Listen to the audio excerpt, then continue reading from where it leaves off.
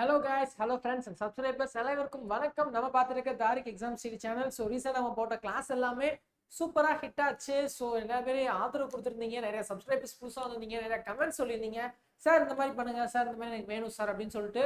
So உங்களோட அந்த comments அந்த ரெக்வஸ்ட்டை பிலாங் பண்ணி இப்போ ஐஎன்எம் கிளாஸ் போட்டு போகிறோம். ஓகேங்களா? ஸோ ஐஎன்எம் கிளாஸ்ல குறிப்பிட்ட கொஞ்சம் கொஸ்டின்ஸ் போட்டு அதோட எக்ஸ்பிளனேஷன் என்னன்னு சொல்லிட்டு பார்க்க போகிறோம். எல்லாமே ப்ரீவியஸ் இயர் கொஸ்டின் தான். ஸோ 13 கொஸ்டின் அப்படின்னு எடுக்கிறதோட அது 13 டைட்டில் அப்படின்னு எடுத்துக்கோங்க. ஸோ 15 டைட்டில் அப்படின்னு எடுத்துக்கிட்டீங்கன்னா டைட்டில் வைஸ் படிக்க யூஸ்ஃபுல்லாக இருக்கும். ஸோ ஃபர்ஸ்ட் நம்ம சேனல் சப்ஸ்கிரைப் பண்ணாமல் இருந்தீங்க அப்படின்னா சப்ஸ்கிரைப் பண்ணிடுங்க. மறக்காம சப்ஸ்கிரைப் பண்ணிட்டு பெல் ஐக்கான் ப்ரெஸ் பண்ணிடுங்க. ஸோ உங்களுக்கு ஏதாவது டீட்டெயில்ஸ் இன்னும் புதுசாக நீங்கள் தெரிஞ்சுக்கணும்னு நினைக்கிறீங்க, சார் இந்த கிளாஸ் எனக்கு போடுங்க சார், போட்டுங்க நான் படிக்கிறேன், நான் யூஸ்ஃபுல்லாக இருக்குன்னு நினச்சிங்கன்னா அதை நீங்கள் கமெண்ட் பண்ணலாம். எந்த கிளாஸ் அதிகமாக கமெண்ட் பண்ணுறீங்களோ அந்த கிளாஸ் தான் அடுத்து அப்லோட் பண்ணுவோம். ஓகேங்களா? ஓகே, ஸோ இப்போ நம்ம கிளாஸ்ல போகிறோம். என்ன பார்க்க போறோம்னா ஐஎன்எம்னா இந்தியன் நேஷனல் மூவ்மெண்ட்னு பார்ப்போம். பட் கரெக்டான சிலபஸ் படி ஐஎன்எம் எப்படி சொல்லுவாங்கன்னா நவீன இந்தியா மற்றும் இந்திய தேசிய இயக்கம் அப்படின்னு சொல்லுவாங்க. ஸோ நம்ம வந்து இந்த இந்திய தேசிய இயக்கத்தை பற்றி எனக்கு பார்க்க போகிறோம். நவீன இந்தியாவை இன்னொரு வீடியோவில் பார்க்கலாம். ஸோ இதை தொடர்ந்த வீடியோஸ் அந்த கிளிப்ஸ் எல்லாமே கீழே வந்து டிஸ்கிரிப்ஷனில் இருக்கு. ஸோ அதையும் ஓப்பன் பண்ணி பாருங்க, சப்ஸ்கிரைப் பண்ணாங்க பண்ணிடுங்க. நம்ம கிளாஸ்க்குள்ள போயிடலாம். ஓகேங்களா? ஸோ ஃபர்ஸ்ட் கொஸ்டின் இன்னைக்கு இந்த லைவ் சார் இந்த வீடியோ நம்ம ஃபர்ஸ்ட் கொஸ்டின் பார்க்க போறோம். என்னன்னு பாருங்க. மகாத்மா காந்தி படுகொலை செய்யப்பட்ட நாள். ஸோ மகாத்மா காந்தி கோட்சே அவர்களால் சுட்டுக் கொல்லப்பட்டார் அப்படின்னு நம்ம எல்லாருக்கும் தெரியும். இது ஒரு முக்கியமான கொஸ்டினும் கூட. ப்ரீவியஸ் இயர்ல 2 தடவை கேட்டிருக்காங்க. ஓகேங்களா? 2 டைம்ஸ் ப்ரீவியஸ் இயர் கொஸ்டின்ல கேட்டிருக்காங்க. ரொம்ப ஈஸியானது. 1947 நமக்கு சுதந்திரம் கிடைச்சதுக்கு அப்புறம் ஒரு வருடம் கழிச்சு, ஒரு வருஷம் கூட உள்ள ஒரு 6-7 மாதங்கள் கழிச்சு காந்திஜி இறந்தாரு. ஸோ அப்படின்றப்ப 1948 வருஷம். ஓகேங்களா? 49 கிடையாது, 48. அந்த 48 குழப்பறதுக்காண்டி தான் 2 ஆப்ஷன் கொடுத்துருக்காங்க இல்லையா? ஸோ நல்லா யோசிச்சு பாருங்க. 48 நமக்கு தெரியும். ஸோ அதனால 2 ஆப்ஷன் கொடுத்துட்டாங்க. டேட் என்னவா இருக்கும் அப்படின்றது நமக்கு ஒரு குழப்படியா இருக்கும். பட் கரெக்டான ஆன்சர் சி. ஓகேங்களா? 1948 Jan 30. நமக்கு என்ன ஆன்சரோ அந்த வருடத்தை சார்ந்து இன்னமும் ஆப்ஷன்ல கொடுத்துருப்பாங்க நம்மளை குழப்பணுன்றதுக்காக. பட் கரெக்டான ஆன்சர்னு பார்த்தா சி, Jan 30, 1948. ஸோ Jan 30 வந்து இப்போ இந்தியன்ல எப்படி செலிப்ரேட் பண்றாங்க அப்படின்னா தியாகிகள் தினம் அப்படின்னு செலிப்ரேட் பண்றாங்க. எதற்காக அப்படின்னா காந்தியோட நினைவு தினம் அப்படின்னு சொல்லிட்டு. ஓகேங்களா? ஸோ மற்ற டேட்கள் நல்லா ஞாபகம், இது வந்து காந்தியோட பிறந்த தினத்தை சுதந்திரத்தோட மென்ஷன் பண்ணி வச்சிருக்காங்க. இந்த மாதிரியான ட்ரிக்கியான விஷயங்களும் நிறைய கொடுப்பாங்க. ஓகேங்களா? ஸோ நம்ம கவனமா ஆன்சர் பண்ண வேண்டியது முக்கியம். அடுத்த கொஸ்டின், இந்தியா சுதந்திரம் பெற்ற பிற சமயத்தில் தேசிய காங்கிரசின் தலைவராக இருந்தவர் யார்? ஸோ இந்திய தேசிய காங்கிரஸ் அப்படின்னா நமக்கு தெரிஞ்சது வந்து காந்தி, நேரு, ராஜாஜி அவர்கள் இப்படின்னு நிறைய பேரை பார்த்திருப்போம். பட் இங்க கரெக்டான ஆன்சர் வந்து வேற. இந்தியா சுதந்திரம் பெற்ற சமயத்தில் தேசிய காங்கிரஸாக இருந்தவர் அப்படின்னால நமக்கு என்ன அர்த்தம்? சுதந்திரம் பெற்ற சமயத்தில் 1947. Who was the leader of National Congress at the time of India's independence? At the time, அந்த டைம் என்ன டைம்? 1947. ஸோ இப்படியும் கேட்கலாம். 1947 இந்திய விடுதலை சட்டத்தின் போது தேசிய காங்கிரசின் தலைவராக இருந்தவர் யார் அப்படின்னு கேட்கலாம். இதுவும் முக்கியமான கொஸ்டின். இதுவும் 2 முறை கேள்விகளில் கேட்கப்பட்டுள்ளது. ஸோ கரெக்டான ஆன்சர் ஆச்சரிய கிருபாலனி. ஓகேங்களா? கிருபலானின்னு சொல்லுவாங்க, ஆச்சரிய கிருபலானி அப்படின்னு சொல்லுவாங்க. ஓகேங்களா? இந்திய சுதந்திரம் பெற்ற சமயத்துல தேசிய காங்கிரசின் தலைவராக இருந்தது ஆச்சரிய கிருபாலனி அப்படின்றவங்க தான். ஓகேங்களா? சூப்பர். அது எந்த டைம்? 1947. எப்படி சொல்றோம் அப்படின்னா சுதந்திரம் பெற்ற பிறகு வந்துச்சு அப்படின்னு சொல்லிட்டு. அடுத்து, கீழ்காண்பவற்றுள் இந்தியாவின் முதல் பிராந்திய செய்தித்தாள் எது? கீழ்காண்பவற்றுள் இந்தியாவின் முதல் பிராந்திய செய்தித்தாள். ஸோ பிராந்திய செய்தித்தாள் அப்படின்னா ஒரு பிராந்தியம். ஸோ சம்திங் ஏதோ ஒரு குறிப்பிட்ட போர்ஷன் சொல்லுவாங்க. இது இந்த பிராந்தியம், தமிழ் பிராந்தியம் அப்படின்னா தமிழ்ல பேசுறவங்களா இருப்பாங்க, அந்த மாதிரியானது. ஓகேங்களா? ஸோ பிராந்தியம் அப்படின்றது குறிப்பிட்ட செக்டர், குறிப்பிட்ட பிளேஸை குறிக்கும். அந்த வகையில கீழ்காண்பவற்றுள் இந்தியாவின் முதல் பிராந்திய செய்தித்தாள் குறிப்பிட்ட ஒரு பகுதிக்கு மட்டும் முதல்ல கொண்டு வரப்பட்ட செய்தித்தாள். ஓகேங்களா? அது என்ன செய்தித்தாள் அப்படின்னு பாத்தீங்கன்னா கரெக்டான ஆன்சர் சம்பத் கௌமுதி. ஓகேங்களா? கௌமுதி அப்படின்னு சொல்லுவாங்க. இது வந்து பெங்காலி மொழியில இருந்துச்சு, வங்காள மொழியில. ஓகேங்களா? எப்போ அப்படின்னா 1821ல யார் ஹேண்டில் பண்ணாங்க அப்படின்னா ராஜாராம் மோகன் ராய் அவர்கள். ராஜாராம் மோகன் ராய் அவர்கள். ஓகேங்களா? ஸோ ராஜாராம் மோகன் ராய் அவர்கள் 1821ல பெங்காலி மொழியில அதை ஸ்டார்ட் பண்ணாரு. என்னது? சம்பத் கௌமுதி. ஓகேங்களா? சம்பத் கௌமுதி அப்படின்னு சொல்லக்கூடிய இந்த ஒரு பத்திரிகையை ஸ்டார்ட் பண்ணாரு. ஸோ வருஷத்தை ஞாபகம் வச்சுக்கோங்க. 1821 வங்காள மொழியில தான் முத பிராந்தியம் வந்திருக்கு. ஸோ அந்த டைமிங்ல வந்து இந்தி மொழியை விட வங்காள மொழின்றது இந்தியாவில் ரொம்ப ஃபேமஸா இருந்துச்சு. ஏன் அப்படின்னா வங்காள மொழியில தான் ஜனகணமனல இருந்து ஸோ மேக்ஸிமம் நிறையவே வந்துச்சு. பங்கிம் சந்திர சட்டர்ஜி எழுதினா ஸோ அந்த தேசிய கீதம் பாடல், இந்த தேசிய பாடல் கூட வங்காளத்துல தான் வந்துச்சு இல்லையா? ஸோ அப்படி பார்க்கும்போது வங்காள மொழி ரொம்ப புகழ்பெற்றா இருந்துச்சு. அதுக்கு இன்னொரு ரீசன் ராஜாராம் மோகன் ராய் அவர்கள் 1821ல பெங்காலி மொழியில சம்பத் கௌமுதி அப்படின்னு சொல்லிட்டு ஒரு பிராந்திய செய்தித்தாளை கிரியேட் பண்ணதும் தான். ஓகேங்களா? ஸோ அடுத்த கொஸ்டின், நேரு தீவிர அரசியல் ஈடுபட முக்கியமான நிகழ்ச்சி அப்படின்னு கேட்டிருக்காங்க. நேரு வந்து படிச்சு முடிச்சுட்டு வந்ததுக்கப்புறம் ஸோ நாட்டுக்காக ஏதாவது செய்யணும்னு நினைச்சப்ப ஸோ இந்திய விடுதலை காங்கிரஸ்ல சேர்ந்துக்கலாம், காங்கிரஸ் வந்து நம்ம செயல்படலாம் பாடுபடலாம் அப்படின்னு யோசிச்சிருந்தாரு. பட் அவர் அப்படி உள்ள வர்றதுக்கு ரொம்ப ஒரு தூண்டுகோலான விஷயமா அமைஞ்சது. அவருக்கு மட்டும் இல்ல, நிறைய பேருக்கு அமைஞ்சது என்ன அப்படின்னா ஜாலியன் வாலாபாக் படுகொலை 1919. ஓகேங்களா, 1919 ஜாலியன் வாலாபாக் படுகொலை. இந்த படுகொலையின் மூலியமாக தான் ஸோ இந்தியர்கள் இவ்வளவு கேவலமா நினைச்சிட்டாங்க, இந்தியர்களுக்கு ஒரு மதிப்பே இல்லாம போயிருச்சு, ஸோ இந்தியா இவ்வளவு மோசமா ஆயிடுச்சு, நம்ம நாடு இல்லையா இது அப்படின்னு சொல்லிட்டு ஸோ நிறைய தலைவர்கள் உள்ள வந்தாங்க, ரொம்ப ஃபோர்ஸ் எடுத்து வந்தாங்க. அந்த 1919 அப்புறம் அதாவது 1920 டைமிங்ல தான் காந்தி அவர்களே உள்ள வருவார் இந்தியன் நேஷனல் மூவ்மெண்ட்டுக்கு. 1920 தான் ஒத்துழையாமை இயக்கத்தோடு உள்ள வருவார் காந்தி அவர்கள். அவரோட போர்ஷனே அப்பதான் ஸ்டார்ட் ஆகும். அதுக்கு முன்னாடி திலகரோட போர்ஷன் தான் மெயினா இருக்கும். ஓகேங்களா, ஸோ அப்படின்றப்ப ஜாலியன் வாலாபாக் 1999 நடந்துச்சு. இதுல வந்து பாதிக்கப்பட்டு தான் நேரு அவர்கள் என்ன பண்ணாங்கன்னு பாத்தீங்கன்னா உள்ள வந்தாங்க, இந்திய தேசிய காங்கிரஸ்குள்ளேயும் போராட்டத்திற்குள்ளேயும் வந்தாங்க. அடுத்த கொஸ்டின், இந்தியாவின் மாக்னா கார்ட்டா என மிதவாதிகளால் வரவேற்கப்பட்ட ஒன்று எது?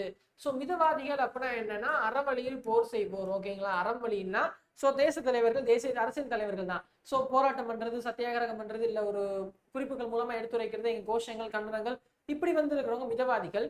ஆயுதம் ஏந்தி செஞ்சாங்கன்னா அவங்க தீவிரவாதிகள். ஓகேங்களா, அப்ப வந்து தீவிரவாதிகள் ஆயுதம் ஏந்தி செஞ்சது நாட்டுக்காக ஒரு நல்லது செய்யறதுக்காக செஞ்சாங்க. இப்போ உள்ள தீவிரவாதிகள் வேற. ஓகேங்களா, ஸோ அவங்க வந்து நாசையில ஈடுபட மாட்டாங்க, நாட்டின் நன்மைக்காக ஆயுதம் ஏந்தி போராடினா தீவிரவாதிகள், ஆயுதம் இல்லாமல் கருத்தோடு போராடினால் அது மிதவாதிகள். ஓகேங்களா, ஸோ இவங்க வந்து எதை வரவேற்றாங்க அப்படின்னா ஆகஸ்ட் பிரகடனம் 1917.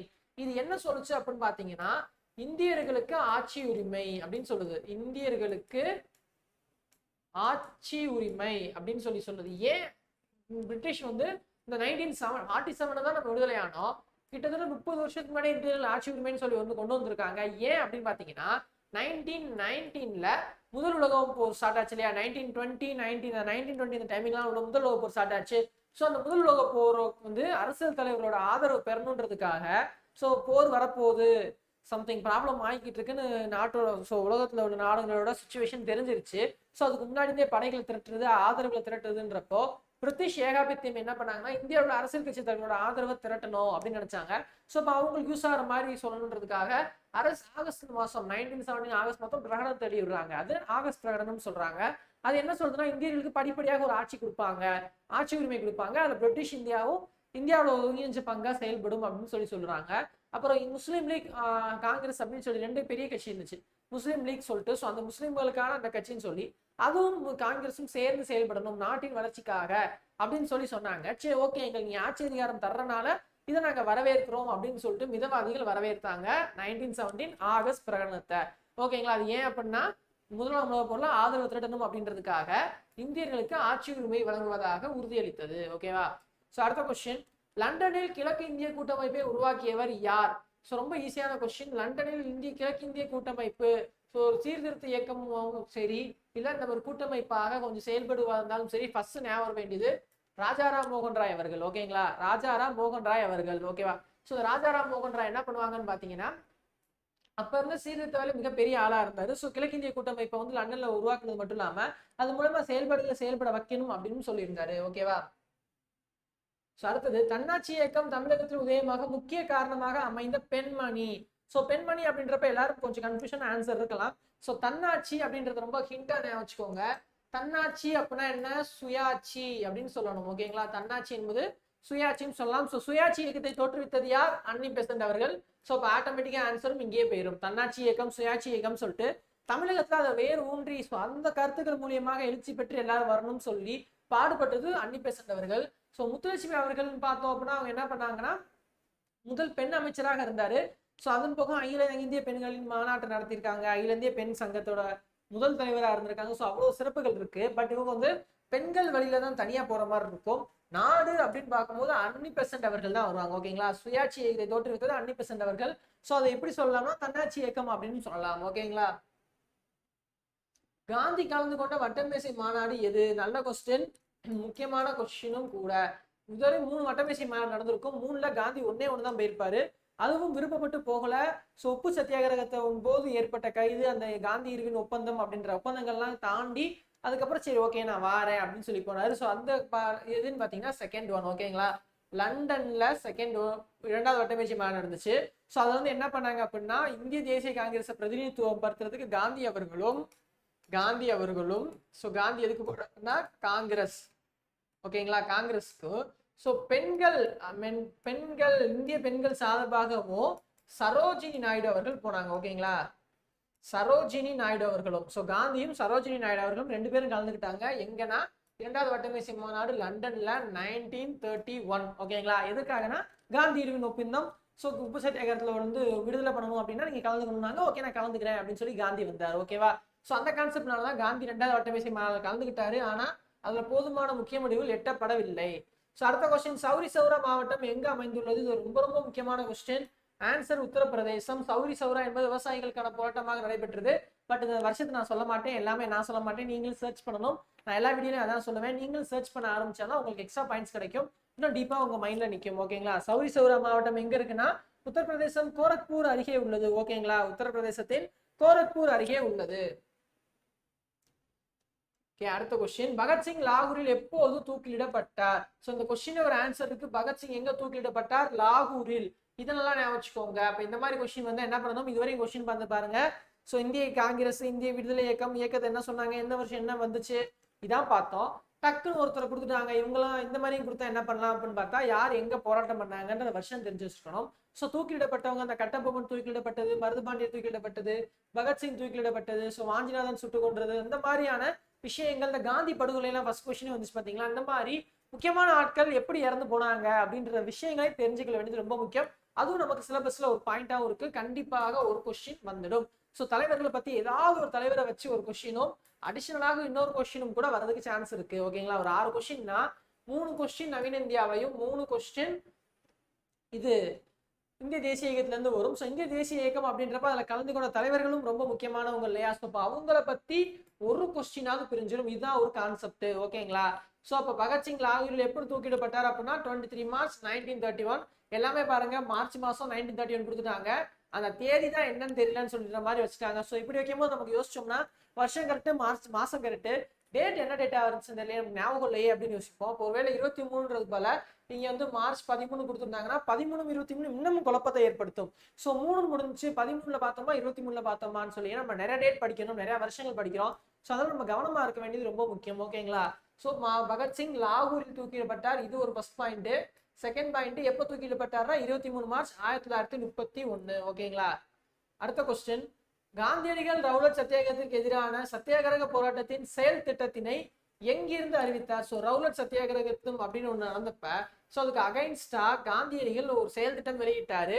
அது எந்த ஊர்ல இருந்தப்ப அவர் வெளியிட்டாருன்னு பாத்தீங்கன்னா நம்ம சென்னைன்னு சொல்லலாம், அல்லது அப்ப இருந்த கான்செப்ட் படி மதராஸ் இல்ல மெட்ராஸ் மாகாணம் இப்படின்னு சொல்லலாம். ஓகேங்களா, மதராஸ் அல்லது மெட்ராஸ் மாகாணம் அப்படின்னு சொல்லலாம். ஓகேவா, ஸோ சென்னையில இருந்தபடி காந்தியடிகள் தமிழ்நாட்டுக்கு நிறைய தடவை வருகை புரிஞ்சிருக்காரு. ஸோ அந்த வருகையின் போது நடந்த ஒரு விஷயம் ரவுலட் சத்தியாகிரகம். இது ரொம்ப முக்கியமான பாயிண்ட்.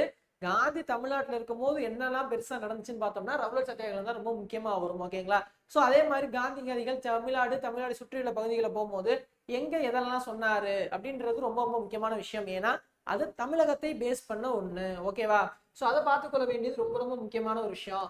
அடுத்த கொஸ்டின், நேரு இந்திய காங்கிரசின் தலைவராக எத்தனை முறை பதவி வகித்தார்? அதாவது ஃபர்ஸ்ட் நேரு அவர்கள் 1929, அதாவது 1919ல நான் தீவிர அரசியல் ஈடுபடுறாரு, காங்கிரஸ்குள்ளே உள்ள வராரு. உள்ள வந்து 10 வருஷம் ஹார்ட் ஒர்க்னால, அந்த 10 வருஷம் ஹார்ட் ஒர்க்னால 1929ல வந்து இந்திய தேசிய காங்கிரசின் தலைவராக உருமாறுறாரு.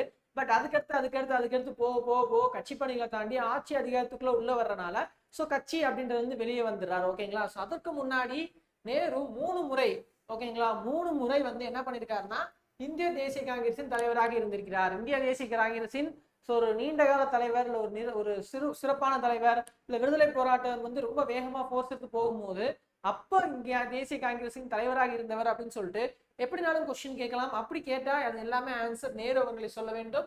நேரு அவர்கள் அப்படி 3 முறை இருந்திருக்கிறார். ஓகேங்களா, 3 முறை இருந்திருக்கிறாரு. அடுத்த கொஸ்டின், சுபாஷ் சந்திர போஸின் அரசியல் குரு யாரு? சுபாஷ் சந்திர போஸின் அரசியல் குரு, சுபாஷ் சந்திர போஸ் அரசியல் குரு. Who is the political guru or political leader of சுபாஷ் Chandra Bose or political lamp? இப்படி நிறைய கொஸ்டின் வந்திருக்கு. ஸோ கவனமா பார்க்க வேண்டும். சுபாஷ் சந்திர போஸின் அரசியல் குரு யாரு அப்படின்னு பாத்தீங்கன்னா அட்டோட நம்ம கடைசி கொஸ்டின்லாம் ஆன்சர் சொல்ல மாட்டோம், அந்த நம்ம சொல்லிடுவோம். கரெக்டான ஆன்சர்னா சித்தரஞ்சன் தாஸ். ஓகேங்களா, சித்தரஞ்சன் தாஸ் அவர்கள் ஆயுத போக்குல மூலியமாக ஆங்கிலேயர்களை அதாவது வெள்ளையர்களை வெளியே விரட்ட வேண்டும், அவங்களுக்கு வந்து உரிமை கொடுக்கக்கூடாது, இந்திய உரிமை இந்தியர்களுக்கே அப்படின்னு சொல்லிட்டு இது எல்லாமே பண்ணது சிந்தனை தாஸ் வந்து துவக்கத்திலே பண்ணியிருப்பாரு. ஸோ இவரோட கொள்கையில ஒரு இழுக்கப்பட்டு தான் ஸோ அகிம்சை வெளியில போறோம் அப்படின்றத விட ஆயுதம் ஏந்தி போறது ரொம்ப முக்கியம் அப்படின்னு சொல்லிட்டு சுபாஷ் சந்திர போஸ் அவர்கள் ஆயுதம் ஏந்தி போராட்டத்திற்கு வந்தாரு. ஓகேங்களா? ஸோ இது ரொம்ப முக்கியமான கொஸ்டின். தலைவர்களை பத்தி கொஸ்டின் வரும்னு சொன்னேன் இல்லையா, அதே மாதிரி தலைவரை பத்தி கொஸ்டின்ஸ் வந்துருச்சு. ஸோ இதோட நம்ம கொஸ்டின் முடிஞ்சுச்சு. ஓகேங்களா?